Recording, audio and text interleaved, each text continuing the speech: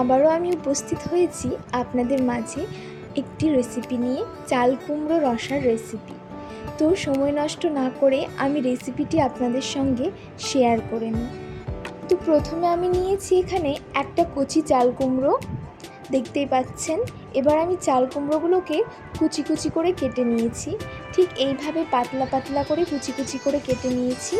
কড়াইয়ে আমি 3 চামচ মতো সরিষার তেল গরম করে নিয়েছি, দিয়েছি গোটা জিরে, 2টো কাঁচা লঙ্কা আর একটা পেঁয়াজ কুচি। এবার আমি এগুলোকে ভালো করে ভেজে নেব। ভেজে নেওয়ার পর দিয়ে দেব 1 চামচ পাঁচফোড়ন। পাঁচফোড়নটা আমি আগে দিইনি, কারণ পাঁচফোড়নটা পুড়ে যেতে পারে। এবার আমি কেটে রাখা চাল কুমড়োটা কড়াইয়ে দিয়ে দিলাম। চাল কুমড়োটা ভালো করে নেড়ে চেড়ে আমি ভেজে নেব। গ্যাসের ফ্লেমটা এখন আমার মিডিয়াম আছে।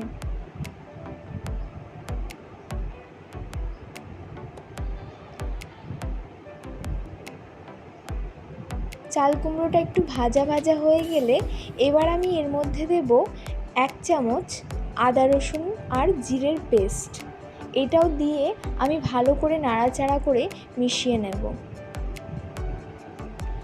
এবার আমি দেব 1 চামচ ধনে গুঁড়ো, 1 চামচ হলুদ গুঁড়ো আর হাফ চামচ মতো শুকনো লঙ্কার গুঁড়ো।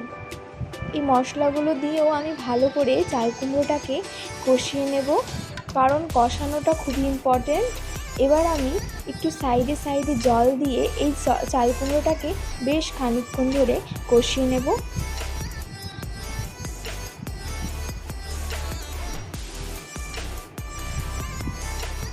আমি ঢাকনা বন্ধ করে কষিয়ে নেব। এবার প্রায় আমি 2-3 মিনিট এটাকে ঢাকনা বন্ধ অবস্থাতে রেখেছিলাম। এবার আমি ঢাকনা খুলে আরও একবার নেড়ে দিচ্ছি যাতে লেগে না যায় সবজিটা। আমি এই সময় স্বাদ মতো লবণটা দিয়ে দিয়েছি, আগে আমি দিইনি, কারণ লবণ আগে দিয়ে দিলে চাল কুমড়োর জল ছেড়ে দেয় আর কুমড়োটা গলে যায়, তাই আমি এখন লবণটা দিলাম। এবার আরও একবার নেড়ে চেড়ে আমি ঢাকনা বন্ধ করে দেব। ঢাকনা খুলে নিয়েছি 2 মিনিট পর। এবার আমি এর মধ্যে দিয়ে দেবো পেঁয়াজ আর রাই বাটা, প্রায় 2 চামচ মতো। এবার আমি এটাকে আরও একবার ভালো করে নাড়াচাড়া করে নেব। সাইডে সামান্য একটু জল দিয়ে ভালো করে কষিয়ে নিচ্ছি, কারণ এই রেসিপিটা কষিয়ে কষিয়ে রান্না করতে হয়, একটু সময় লাগে। ঢাকনা বন্ধ করে দিয়েছি। আরও একবার আমি ঢাকনা খুলে ভালো করে নেড়ে দিচ্ছি। এবার আমি হাফ কাপের একটু অল্প জল দিয়ে এটাকে ঢাকনা বন্ধ করে দেব। ঢাকনা খুলে নিয়েছি প্রায় 5 মিনিট পর। দেখতে পাচ্ছেন জলটা শুকিয়ে এসছে, সবজির রঙটাও চেঞ্জ হয়ে এসেছে। এবার সবজিটা রেডি হয়ে গিয়েছে। এবার আমি এটাকে সার্ভ করে নেব প্লেটে। সার্ভ করে নিয়েছি।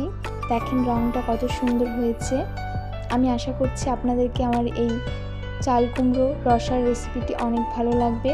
আর আমার রেসিপিটি যদি ভালো লাগে তো অবশ্যই আমার চ্যানেলটি সাবস্ক্রাইব করবেন।